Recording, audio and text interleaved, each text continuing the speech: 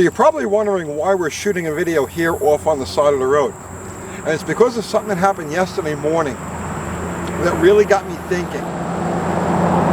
So, over the years, I've taught a lot of people how to ride motorcycles. And one of the things I've always put in their head is that ride like everybody is trying to kill you.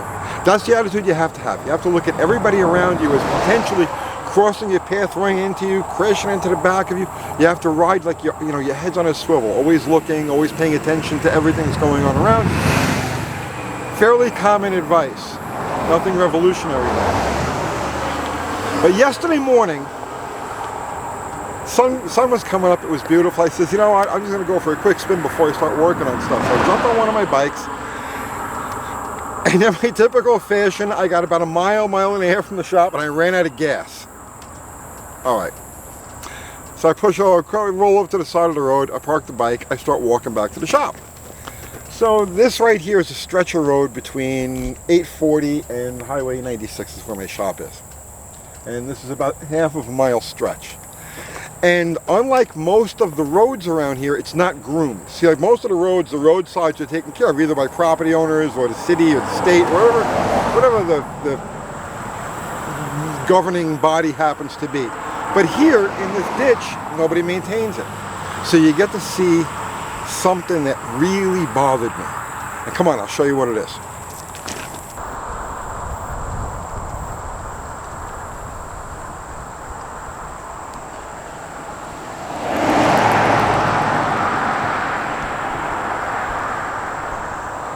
So as I'm walking along this white line over here, I'm just looking along the ditch because there's not much to look at, right?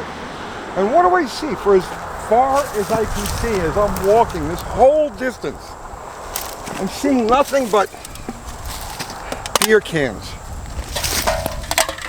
Beer cans everywhere. Light beer, the sign of an alcoholic.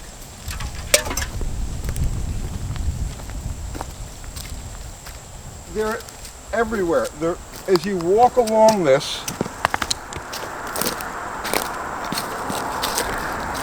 bottle of Bud.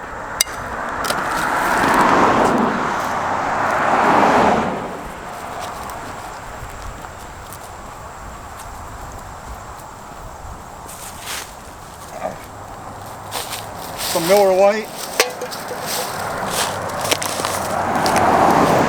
There is literally an uncountable number of beer cans, liquor bottles, because these people, as they're driving along, well, there's nobody here, it's a secluded type area, so they roll down the road and they toss their empties out the window. Well, what does this mean, like, as a motorcyclist, as somebody who's actually out there riding? Well, I mean, you've got inattentive people who aren't paying attention, right? They're oblivious. You have, of course, you've got all your natural blind spots and road hazards and so on and so forth. And then you've got the people who are distracted by their cell phones and toying with the controls, their trinkets on their dashboard. But to make matters even worse, there's a good percentage of the driving public out there that's drunk. Maybe they may not be totally like wiped, but they're at least buzzed on their way to getting wiped. And like this is all the evidence you need. Heineken, Miller Lite, I mean literally.